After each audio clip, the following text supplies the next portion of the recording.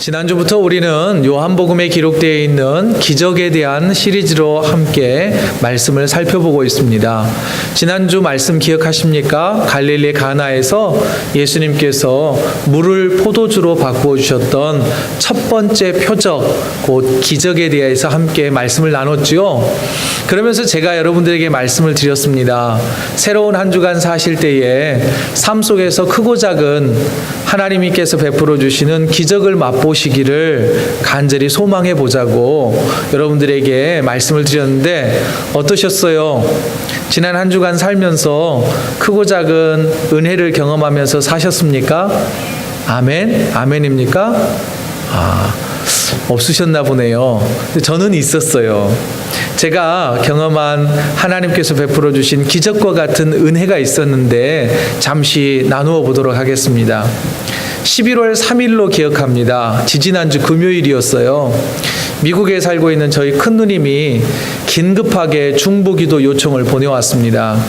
내용은 시어머니가 간단한 수술을 하다가 좀 문제가 되었는지 자가호흡을 하지 못하고 산소호흡기를 끼고 중환자실에 들어가 있다는 거였어요.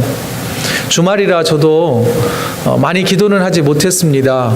그리고 주일 일부 예배를 드리러 갈 때에 저희 누님에게 카톡을 보냈어요. 시어머니 좀 어떠시냐고. 한동안 답이 없었습니다. 그리고 이제 월요일 날 저에게 카톡으로 답이 왔어요. 문자로 답이 왔는데 저희 누나가 온 그대로 제가 읽어드리겠습니다. 이제는 정말 보내드려야 할 것 같아요. 이젠 천국 가실 수 있으니 안심하고 보내드려야지요. 아마 의사의 소견으로는 살아나실 가망이 별로 없다고, 산소호흡기를 떼면 천국 가실 것 같다고 그러셨다는 거예요. 그리고 그렇지만 이제 형제들이 그래도 조금만 더 기다려보자 하면서 서로 이제 의견이 갈렸던 모양이에요. 그러던 중에 화요일이 되었습니다. 다시 문자가 왔어요. 어머님의 산소호흡기를 뗀다 합니다. 주님께 모든 것을 맡깁니다. 기도 부탁드립니다. 제가 목사라 그런지 저희 형님들이나 누님들은 항상 저에게 존댓말을 써줘요. 참 고맙게도. 기도 부탁드립니다. 이렇게 왔어요. 소식이 어떻게 오나 기다리면서 기도했습니다. 하루가 또 지났어요. 수요일 오전에 또 연락이 왔습니다. 스스로 숨을 쉬기 시작했고 48시간을 견디면 중환자실에서 나오실 수 있다 합니다. 또 뒤에는 이렇게 마무리를 했습니다. 기도해 주세요. 그리고 마지막입니다. 수요일 저녁 다음과 같이 연락이 왔습니다. 좋은 소식 올립니다. 어머님 이젠 중환자실에서 나오시고 일반 병동에 계십니다. 하나님께서 하셨습니다. 할렐루야, 아멘. 기도 서포트 해주신 것 감사합니다. 카톡으로 뭔가 이모티콘을 보내는데 이걸 글자로 변환을 했더니 이렇게 써져 있더라고요. 가로 열고 반함 가로 닫고. 저는 이렇게 한 번도 만나 뵙지 못했습니다. 사도너들은요. 만나도 제 말도 잘 못할 거예요. 왜냐하면 미국 분이시거든요. 근데 한 번도 뵙지 못한 그 사도노른을 향하여서 중보기도 했더니 죽음의 문턱을 다시 되돌아서 삶을 살게 하시는 그런 기적을 맛보게 해 주셨습니다. 여러분, 저만 이런 기적과 은혜를 경험할 수 있는 건 아닙니다. 제가 경험했던 이 어찌 보면 큰 일일 수도 있고 작은 일일 수도 있고 남의 일일 수도 있지만 여러분의 삶 가운데 이런 크고 작은 하나님께서 베풀어 주시는 은혜가 있기를 간절히 소망해 봅니다. 여러분, 가나에서 물을 포도주로 바꿔주셨던 하나님의 기적, 그 표적 사건이 있은 뒤에요. 오늘 본문을 보면 예수님께서 다른 지역을 돌고 돌아서 다시 그 갈릴리 가나에 오셔서 병든 아들의 병을 고쳐주셔서 죽어가는 아들을 살려내는 두 번째의 표적 기적을 베풀어 주셨습니다.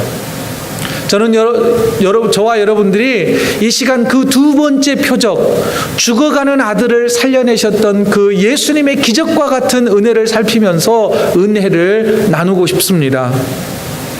자, 자, 예수님께서요 다시 갈릴리 가나에 오셨다는 소식을 듣고 헤롯 왕 밑에서 일을 보는 헤롯 왕의 신하가 예수님을 찾아갑니다. 오늘 본문 46절이에요. 예수께서 다시 갈릴리 가나에 이르시니 전에 물로 포도주를 만든 곳이라 왕의 신하가 있어 그의 아들이 가버나움에서 병들었더니 라고 기록되어 있습니다. 왕의 신하라 그랬는데 그 왕은 누구인고 하니 많은 성서학자들은 그 왕이 헤롯 왕 그리고 헤롯 안티파스다라고 말해주고 있습니다. 자, 왕의 신하는 어디서 살고 있었냐면 가나에서 약 30여 킬로쯤 떨어진 가버나움에 살고 있었습니다. 그런데 예수님께서 갈릴리 가나에 오셨다는 소식을 듣고 한 걸음에 달려서 예수님을 찾아갑니다. 또 급한 마음에 예수님을 찾아가지요. 왜 그러는가 하니 47절을 한번 보시죠. 47절을 보면 그가 예수께서 유대로부터 갈릴리로 오셨다는 것을 듣고 가서 청하되 내려오셔서 내 아들의 병을 고쳐주소서 하니 그가 거의 죽게 되었습니다. 여러분, 아들이 거의 죽을 지경에 처해 있으니 이 아버지 된 입장에서 다급하지 않겠어요? 어떻게든 이 아들 살려보고 싶지 않았겠습니까? 그래서 지금 예수님 앞에 나와서 이 아들의 아버지는 예수님께 살려달라고, 내 아들 살려달라고 예언하고 있습니다.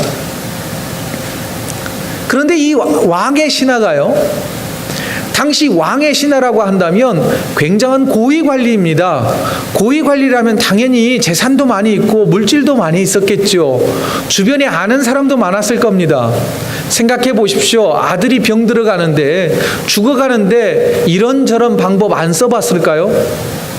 좋다는, 용하다는 의원들 다 불러다가 모르겠어요. 저 사람이 예수 믿기 전이니까 주술사들을 불러다가 굿이라도 할 판이었습니다.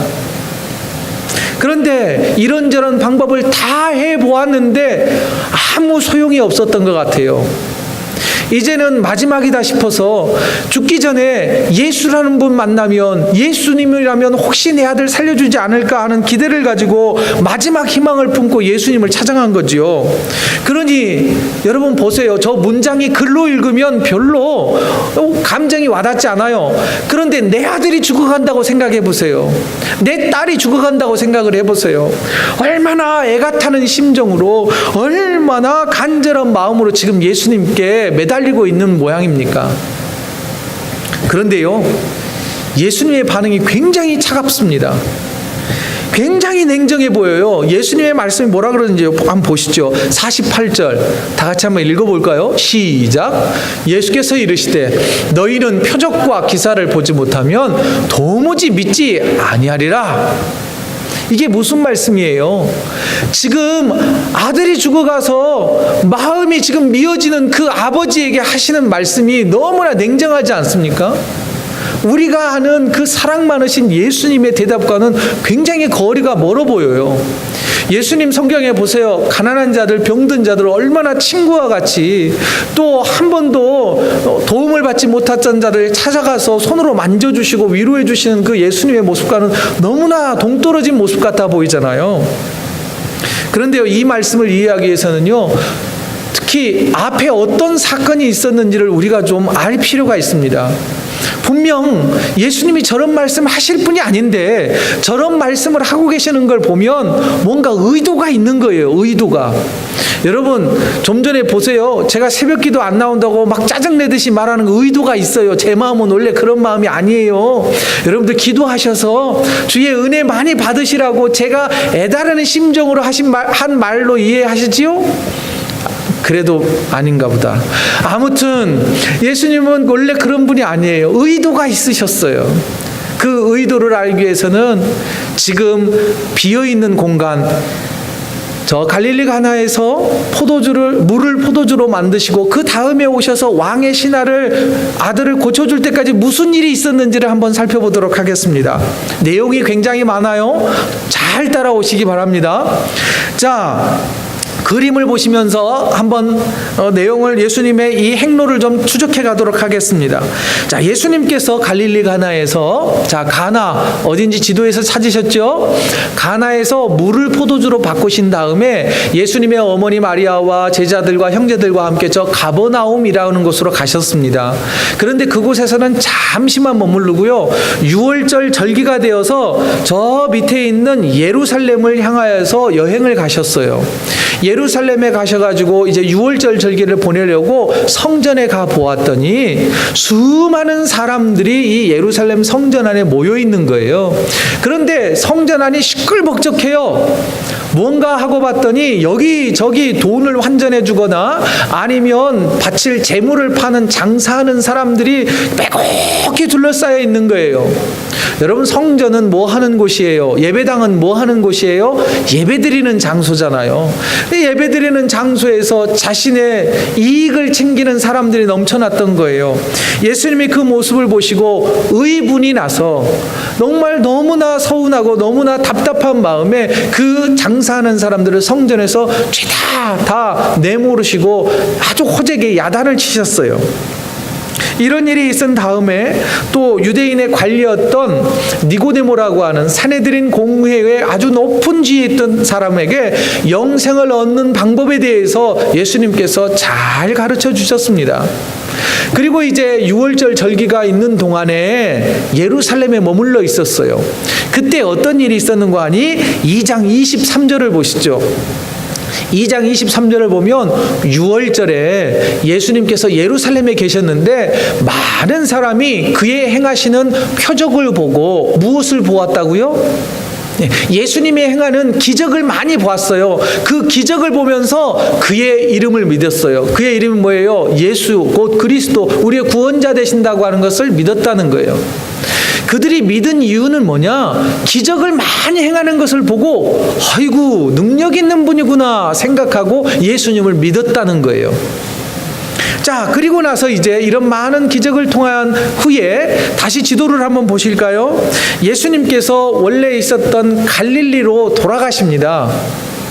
고향으로 되돌아가요. 되돌아가는데 보통 사람들은 저 사마리아라고 하는 이 수가라고 하는 성을 지나쳐가지 않습니다. 더 먼 거리를 삥삥 돌아다녔어요. 그 이유는 뭔가 하니 저 수가성, 특히 사마리아 지역은요, 천대받는 지역이었어요. 무시당하는 지역이었어요. 왜 그런가 하니 BC 722년에 저 지역이 저 아시리아라고 하는 제국에 의해서 함락이 됩니다. 함락이 되고 나서 이 아시리아 제국의 식민지 정책은 뭐였느냐면 종교를 혼합시키고 민족을 혼합시켜서 자기의 정체성을 없애버리는 그런 식민지 정책을 썼어요. 유대인들은 선택받은 백성이라고 하는 선민의식에 사로잡혔던 사람들입니다. 그런데 저 지역 사람들은 종교가 혼합되고 혈통이 혼합된 그런 저주받은 사람들이라고 오랜 시간 동안 천대받았던 지역이에요. 그런데 예수님께서는 일부러 그 지역을 지나가십니다. 지나가다가 수가라고 하는 성에 이르렀을 때 우물가에서 한 여인을 만나요. 아주 사연이 기구한 여인이었죠. 그 여인에게 구원의 은혜를 베풀어 주십니다. 말씀을 통하여서 너에게도 구원이 있다라고 하는 말씀을 듣고 이 여인이 물을 뚫어 왔다가 물동이를 내려놓고 동네에 달려들어가서 내가 예수님을 만났다고, 내가 메시아를 만났다고 동네 사람들에게 복음을 증거하기 시작합니다. 그러자 동네 사람들이요, 이 여인, 천대받고 무시당했던 그 여인의 말을 듣고 모든 사람들이 예수님에게 귀를 기울이고 예수님을 메시아로 믿기 시작한 거예요. 그리고 성경을 보시죠. 4장 40절. 사마리아 사람들이요, 예수님을 찾아와요. 그래서 한다는 말이 우리들과 좀 며칠만 같이 지내시면 안 될까요? 우리랑 며칠 동안이라도 지내시면서 우리에게도 복음을 좀 전해주세요. 그러자 예수님께서 이틀 동안 이 사마리아 지역에 있는 사람들과 함께 머무르면서 복음을 전파하십니다. 그때의 41절은 여러분들이 읽으시기 바랍니다. 시작.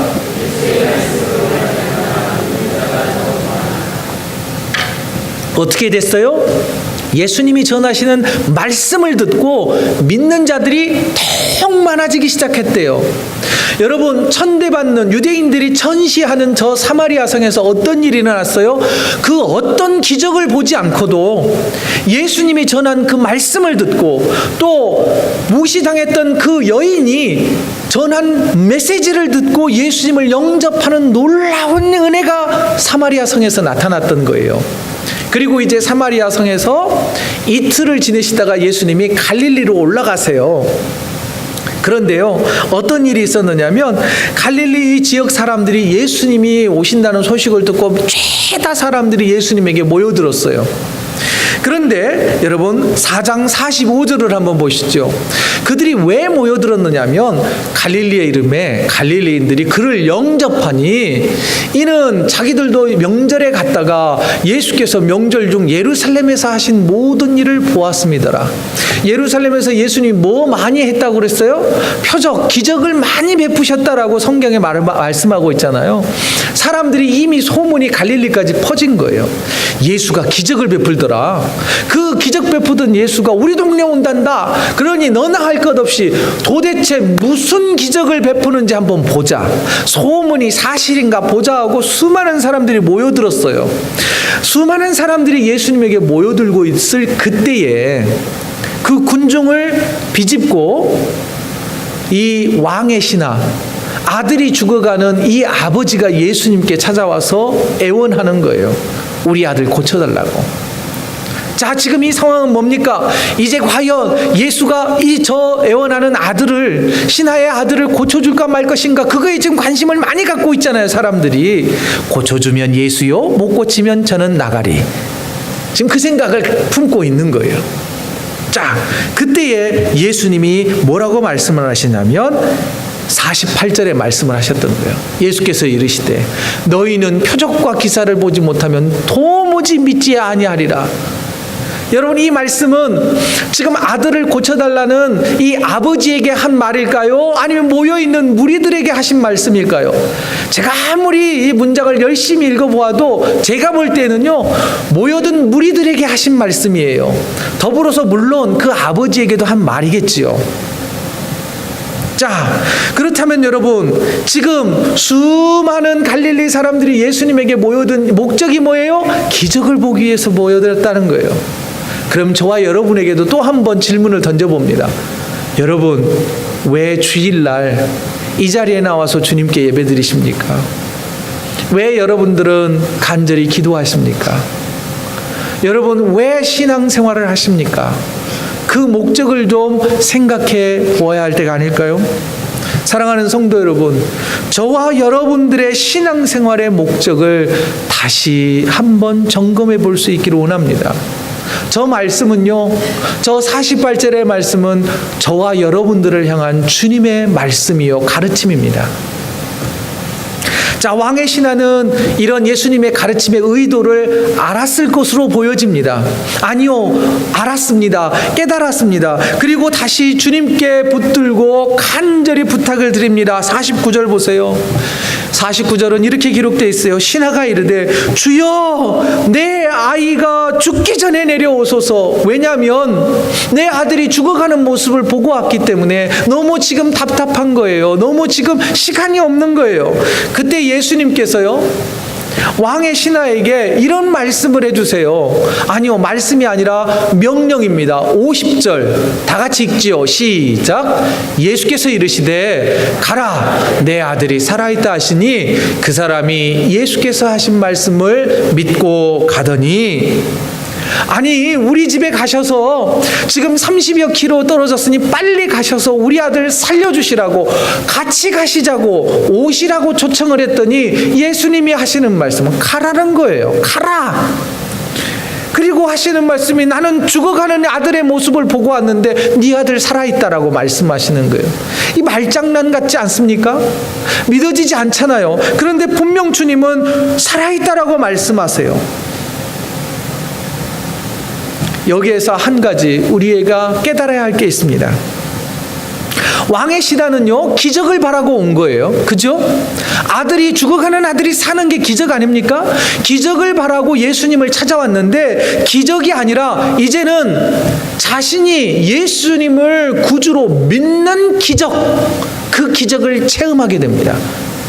자신이 생각했던 기적이 아니라 또 다른 기적을 체험하는 현장에 그가 서 있게 되는 것입니다. 자, 보십시오. 아들이 죽어가는데 가라, 네 아들 살아있다 했더니 그 말씀을 믿고 되돌아서서 집으로 달려가는, 그게 기적 아닐까요? 여러분, 이게 기적인 거지요. 다른 게 기적이 아니에요. 전혀 믿겨지지 않는 그 일을 믿고 돌아서는, 그게 기적인 것입니다. 여러분, 우리가 본받아야 할 믿음이요, 바로 이런 믿음이에요. 또한 이런 순종이 우리에게도 필요한 거 아닐까요? 왕의 신하는요, 예수님께서 아들을 치료해 주실 것을 믿고 다시 돌아갑니다. 예수님의 능력을 믿은 거예요. 예수님의 말씀의 능력을 믿은 거예요. 말씀의 권위를 믿고 집으로 되돌아갑니다. 말씀으로 천지를 창조하신 예수님께서 말씀하셨으니 그 말씀은 진실로 사실이다라고 하는 것을 믿고 돌아간 거예요. 요즘 수요기도예요. 사무엘상을 우리가 묵상을 하고 있습니다. 사무엘상을 딱 펼치면 첫 번째 등장하는 인물이 누구냐면 사무엘의 어머니인 한나가 등장을 합니다. 한나는요, 아이를 못 낳는 여인이었습니다. 옛날 고대 시대에 여인이 아이를 낳지 못하는 것은 큰 불행으로 여겨졌습니다. 게다가 하나님이 저주를 내리셨기 때문에 아들을 못 낳는다고 생각을 했어요. 또한 대를 이을 아들을 낳지 못하는 것도 수치로 여겼던 그 시대입니다. 그러니 한나가 얼마나 마음이 아렸을까요? 또 남편이 첩을 들여서 그 첩이 아이들을 참 많이도 낳아요. 그래 얼마나 속이 상했겠어요. 그래서 이래저래 고통, 마음의 고통, 또한 감정의 고통을 느끼면서 살아갑니다. 그러다가 성전에 올라가서 하나님 앞에 자기의 상한 감정을 막 쏟아냅니다. 그런데 막 울부짖으며 기도했겠죠. 기도하다가 목소리가 나오지 않는 거예요. 제가 볼 때는 하도 울부짖었으니 목이 새서 그랬던 것 같아요. 그런데 기도하고 있는 한나를 제사장 엘리라고 하는 사람이 이렇게 쳐다보다가는 한다는 소리가 참 못됐어요. 아니, 대낮 붙어서 술 취해서 성전에서 기도하면 어떻게 되느냐고 야단을 치는 거예요. 그래서 한나가 자신이 삶이 이렇다고 이렇게 다 사정을 이야기합니다. 그러자 엘리 제사장이 미안했던지 집으로 되돌아가는 한나를 향하여서 주의 축복이 있기를 원합니다 라고 축복을 해줘요. 그러니까 평상시 다른 사람에게도 똑같이 해줬던 그런 축복을 빌어줘요. 그때 되돌아가는 한나가 이런 고백을 합니다. 사무엘상 1장 18절인데요. 이르되 당신의 요종이 당신께 은혜 입기를 원하나이다 하고, 그 뒤가 중요해요. 가서 먹고 얼굴에 다시는 근심빛이 없더라. 여러분, 그저 단순하게 하나님의 축복이 당신에게 있기를 원합니다, 엘리 제사장 그렇게 축복만 해줬는데 그것을 한나는요 믿음으로 확 믿어버린 거예요. 하나님이 나에게 축복해 주실 거야 라고 확실하게 믿어버린 거예요. 그렇으니 그가 가서 근심빛이 사라진 거 아니겠습니까? 그런 믿음의 모양은, 모습을 보였던 한나에게요, 하나님께서는 위대한 선지자였던 사무엘을 출산할 수 있는 은혜를 베풀어 주시더라는 것입니다. 여러분, 오늘 저와 여러분들에게도 이런 믿음이 필요하다고 보여집니다. 예수님의 말씀의 능력을 믿는 믿음이 필요하다는 거예요. 가라, 내 아들이 살아있다, 그 말씀을 믿으십시오. 기록된 말씀을 믿으십시오. 그 믿음이 우리를 살려내고 우리의 자녀들을 살려내고 우리의 삶의 문제를 해결해 주실 줄로 믿습니다. 말씀을 믿고 가라 하시는 예수님의 말씀을 믿고 순종하는 저와 여러분 되어지기를 원합니다. 사랑하는 성도 여러분, 저와 여러분 모두가 말씀의 능력을 믿고 순종함으로 복을 누리는 저와 여러분 되시기를 원합니다. 자, 왕의 신하는요, 이 말씀의 능력이 분명히 있을 거다, 말씀하신 주님의 능력을 믿고 집으로 달려갑니다. 그냥 갔겠어요? 예수님께서 아들이 살아있다 하니 빨리 확인하고 싶지 않았겠어요? 막 달려갑니다. 그래 중간쯤 가다가 집에서부터 달려오는 하인을 만나요. 하인들이 저 멀리서 주인 어른을 보자 소리치며 달렸을 것 같아요. 주인 어른, 도련님 살아났어요. 발이 좀 이상하다. 도련님 살아났어요. 그리고 이제 하인들과 이 신하가 아버지가 만나지 않습니까? 그런데 참 희한해요. 저 같았으면 하인들에게 만나서 제일 먼저 물은 게 뭐냐면 우리 은우 어때? 이렇게 물었을 것 같아요. 우리 아들 어때? 또는 우리 딸이 어때? 라고 물었을 것 같아요. 그런데 52절을 한번 보시죠. 52절을 보면 그 낫기 시작한 때를 물은즉, 여러분 그 낫기 시작한 때를 물은즉 언제부터 낫냐는 그것을 먼저 물은 거예요. 여러분 지금 이 아버지는요 아들이 낳았다라고 하는 것을 믿고 갔기 때문에 이제 확인하고 싶은 거는 뭐냐면 예수님의 은혜가 언제부터 임하여졌는지를 그것을 알고 싶은 거예요. 내 믿음을 확인하고 싶은 거예요. 그랬더니 어제 7시에 열기가 떨어졌나이다 하는지라. 자, 그러면 어제 7시면 지금 이 아이의 아버지가 집으로 돌아갈 때까지는 약 하루 정도가 지난 거 아닙니까? 그죠?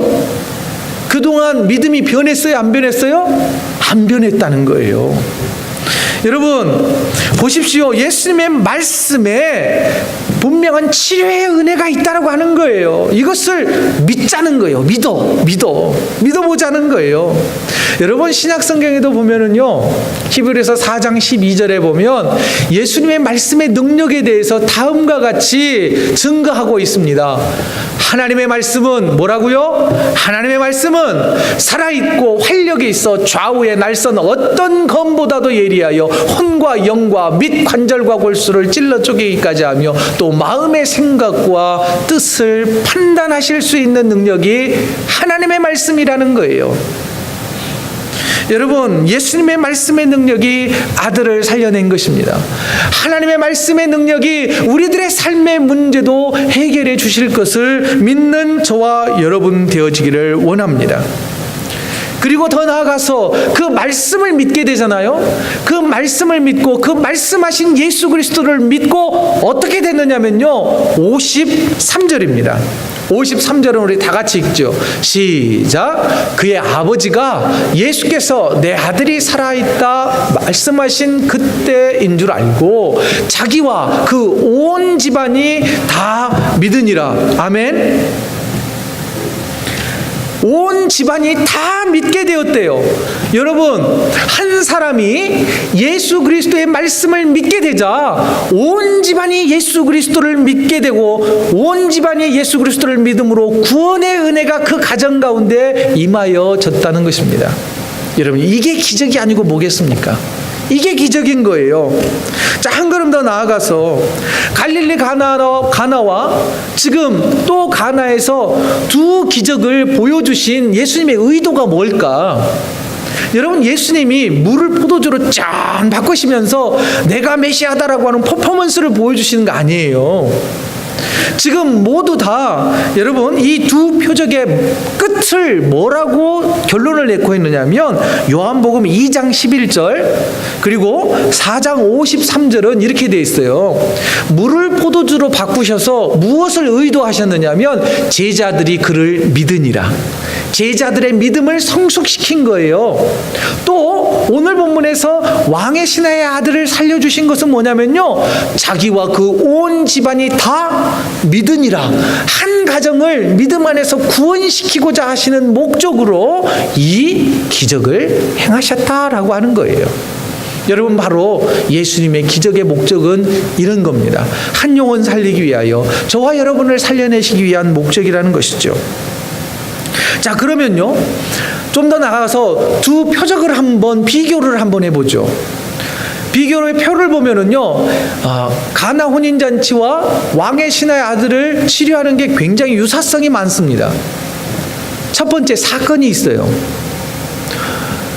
가나 혼인잔치에서는 포도주가 떨어졌지만 저 왕의 신하의 아들의 이 병을 고칠 때에는 아들이 병들어 죽어가는 것이었습니다. 지난주에 이어서 다시 한번 강조드립니다. 여러분, 하나님께서 베풀어 주시는 은혜의 도구는요, 결핍이라는 거예요. 포도주가 떨어졌든 아니면 건강이 악화되어서 사경을 헤매고 있든지 이런 우리가 힘으로 할 수 없는 그때에 하나님께서는 저와 여러분의 삶에 개입하셔서 은혜를 베풀어 주신다는 것을 믿으십니까? 믿으셔야 합니다. 아멘으로 믿으셔야 은혜가 임할 줄 믿습니다. 또 하나 보시죠. 특별히 여기에는요, 두 중개자가 있어요. 중개자란 말은 뭐냐면 예수님에게 이 소식을 알리는 내용이 있습니다. 그걸 보면은 예수님의 어머니 마리아였죠. 그리고 오늘 본문에서는 아버지였습니다. 모두 다 가족이라고 하는 이 구성원이 동일하게 등장을 합니다. 여기에서 하나 조금 더 묵상해 보고자 하는 건 뭐냐면, 자, 왕의 신하가 자기 아들이 병들자 누구에게로 달려갑니까? 예수님께 달려가잖아요. 자, 여기에서 한번 생각을 해보자는 거예요. 자녀들의 육체가 병들었을 때 우리는 주님을 향하여 달려갑니다. 하나 더, 과연 그렇다면 우리는 우리 자녀들의 영혼을 위하여, 우리 자녀들의 영혼을 살려내기 위하여 주님께 달리고 있냐 이거예요. 여러분, 부모가 자녀를 위하여서 영혼을 살려내기 위하여 주님께 달려가는 그 다름질이 필요하고, 더 나아가서요, 자녀된 여러분들은 여러분 부모님들의 영혼을 위하여서 다름질하고 있냐는 거예요. 주님께 달려가서 주님, 우리 어머니 아버지의 영혼을 살려주십시오. 지금 죽어갑니다. 하나님, 지금 살려주십시오라고 부르짖으며 하나님 앞에 매달리고 있느냐는 거예요.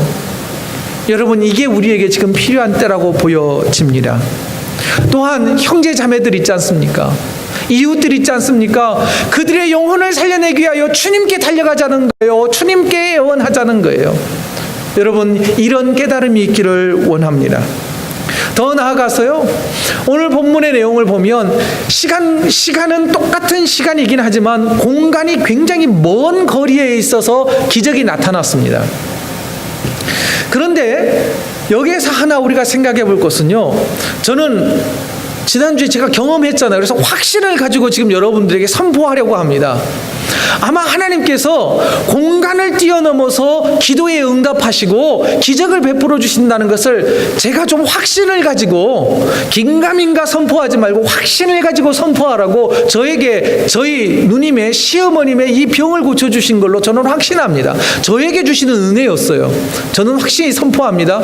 여러분, 공간이 멀리 떨어져 있다 할지라도 하나님은 역사하십니다. 우리의 기도에 응답해 주신 줄로 믿습니다. 멀리 떨어져 있는 우리 형제 자매들, 우리 부모님들 조국 대한민국에 계신다 할지라도 우리가 여기서 기도하면 하나님의 은혜를 베풀어 주실 줄로 믿습니다. 특히 멀리 떨어져 있는 우리 자녀들을 위하여서 박선아 집사님, 토론토, 하나님은 가까워요. 제 강의를 위해서 기도하면 하나님께서 그곳에서 역사를 베풀어 주실 줄로 믿고 기도하시자는 거예요. 여러분, 우리가 보지 않습니까? 멀리 떨어져 있는 30km 이상 떨어져 있는 가버나움에서 병이 낫는 은혜가 나타났고, 제가 경험했던 그 은혜가 저 미국 땅에서 일어났던 것 여러분들 믿으시기 바랍니다. 여러분의 삶 가운데도 그런 은혜가 분명하게 있을 것을 기대하시기 바랍니다. 더 나아가서 하나, 지난주에 이어서 또 하나 강조하고 싶은 건 뭐냐면요, 자, 예수님의 반응이 조금 다르긴 했지만 모두 다 의도가 있는 반응이었고, 이미 효과에 대해서는 이미 우리가 묵상을 했습니다. 그리고 어떤 사건이 일어났는지, 기적이 일어났는지도 우리가 이미 다 바라보았죠. 그런데 여기에서 행위와 반응이 있다는 거예요. 기적을 일으키는 데는 반드시 우리의 반응이 필요해요. 행위가 필요해요. 물을 포도주로 바꿀 때에는 이 하인들의 순종이 있었습니다. 오늘 본문에는 뭐가 있었어요? 아버지의 순종이 있었다는 거예요. 여러분, 순종하십시오. 말씀에 순종하십시오. 그때에 주님께서 우리에게 기적과 같은 은혜를 베풀어 주실 것입니다. 주님은 우리에게 말씀하세요. 우리는 주님에게 오셔서 응답해 주셔서 그러는데, 주님은 우리에게 거꾸로 가라 말씀하세요. 가라. 여러분 가라 할 때에 이 병든 아들의 아버지처럼 예 믿고 갑니다 하고 뒤돌아서서 달려갈 수 있는 그런 믿음이 저와 여러분에게 있기를 주의 이름으로 축원드립니다. 그래서 한 주간 또다시 여러분들에게 선포합니다. 믿음에 순종하는 저와 여러분에게 크고 작은 은혜를 경험하게 되시기를 주의 이름으로 간절히 축복합니다.